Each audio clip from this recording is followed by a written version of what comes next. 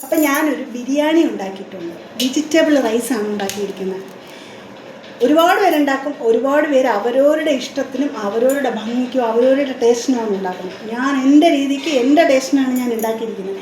അപ്പോൾ അത് ഉണ്ടാക്കിയത് കാണിക്കാൻ എന്തായാലും പറ്റിയില്ല. അപ്പോൾ അതുകൊണ്ട് നമുക്ക് മിക്സ് ചെയ്യുന്നതെന്ന് കാണാം, എങ്ങനെയാണ് ഇത് മിക്സ് ചെയ്യുന്നത്. ഓക്കെ, അപ്പോൾ നമുക്ക് വലിയ ആഡംബരമൊന്നും വേണ്ട. കൈയൊക്കെ വൃത്തിയായിട്ട് നമ്മൾ കഴുകിയിട്ടുണ്ട്.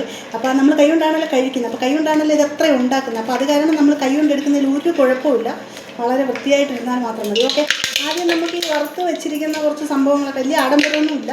ഉള്ളത് കൊണ്ട് ഓണം പോലെ. എങ്ങനെ ഉള്ളത് കൊണ്ട് ഓണം പോലെ. അപ്പോൾ നമ്മൾ ഈ വറുത്ത് വെച്ചിരിക്കുന്ന കുറച്ച് ഐറ്റംസുകളുണ്ടല്ലോ, അത് നമ്മൾ ഒരൽപ്പം ഇട്ട് കൊടുത്തിട്ടുണ്ട്.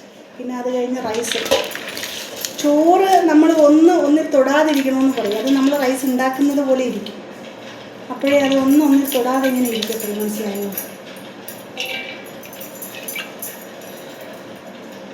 നമ്മൾ കുറച്ച് ചോറ് ഇട്ട് കൊടുത്തതിന് ശേഷം നമ്മൾ എന്ത് ചെയ്യണമെന്ന് പറഞ്ഞാൽ അടുത്ത സംഭവങ്ങളുണ്ട്, അതിന് നമ്മൾ ചേർക്കണം. ഇത് വെജിറ്റബിൾ എല്ലാം കൂടിയിട്ട് ഫ്രൈ ചെയ്ത് വെച്ചിട്ടാണ് നമ്മൾ നെയ്യിൽ വഴട്ടി വെച്ചിരിക്കുന്ന സംഭവമാണ്. അപ്പോൾ അത് നമുക്ക് കുറച്ചിങ്ങനെ ആഡ് ചെയ്ത് കൊടുക്കാം. ഓക്കെ, അതിനുശേഷം നമ്മൾ ചെയ്യാൻ പോകുന്നതെന്ന് പറഞ്ഞാൽ മുട്ട കൊണ്ടുള്ള വെജിറ്റബിൾ റൈസാണ് കേട്ടോ.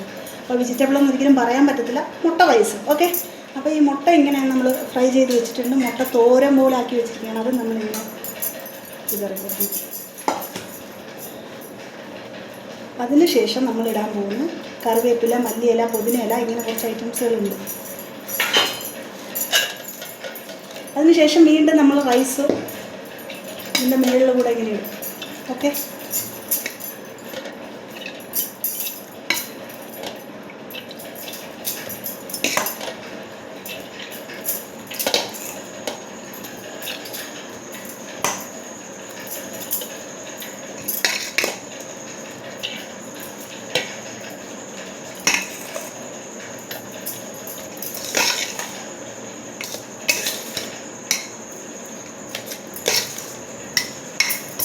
അതിന് നല്ല മണമൊക്കെ വരുന്നുണ്ട്. നിങ്ങൾക്കറിയാമല്ലോ, നമ്മൾ ഈ ബിരിയാണിയൊക്കെ ഉണ്ടാക്കുമ്പോൾ ടേസ്റ്റ് ഉണ്ടെങ്കിൽ മാത്രമേ ആ മണം വരത്തുള്ളൂ. ടേസ്റ്റ് ഇല്ലെങ്കിൽ മണം വരില്ല എന്നാണ് പറയുന്നത്. അതൊക്കെ ഉപ്പ് നല്ല കറക്റ്റ് പാകമായിട്ട് ഇരുന്ന് കഴിഞ്ഞാൽ 7 വീട്ടിൽ മണക്കുമെന്നാണ് പറയുന്നത്. ഉപ്പില്ലാന്നുണ്ടെങ്കിൽ ആ കറക്റ്റ് ടേസ്റ്റ് ഉണ്ടാവില്ല എന്നാണ് പറയുന്നത്. അപ്പം നമുക്ക് വീണ്ടും നേരത്തെ പറഞ്ഞതുപോലെ തന്നെ ഇതെല്ലാം ആഡ് ചെയ്ത് കൊടുക്കാം. ഓക്കെ,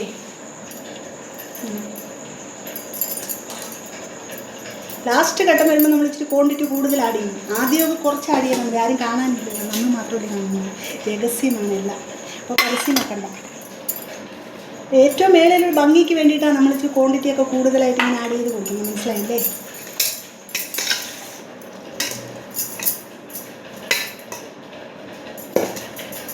അപ്പോൾ ഒരു തട്ടുകൂടെ നമുക്കിങ്ങനെ വിതറി കൊടുക്കാം. ഓക്കെ,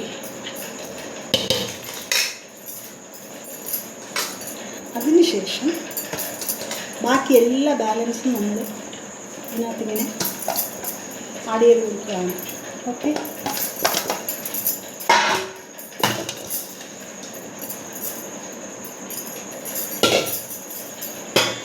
ഏറ്റവും ലാസ്റ്റ് നമ്മൾ വീണ്ടും ഈ സംഭവങ്ങളൊക്കെ ഇങ്ങനെ ആഡ് ചെയ്ത് കൊടുക്കുക. പിന്നെ മല്ലിയിലയും പുതിനയിലയും ഒക്കെ കൂടിയിട്ട് ഇങ്ങനെ കൂട്ടിക്കുഴച്ചിട്ടൊരു വെക്കുമ്പോൾ ഇതൊക്കെയും കഴിഞ്ഞതിന് ശേഷം നമ്മൾ എന്താ ചേർക്കുന്നതെന്ന് അറിയുന്നേ. ഇത്രയും കൂടെ ചേർത്ത് കഴിഞ്ഞാൽ ബിരിയാണി ഓക്കെ.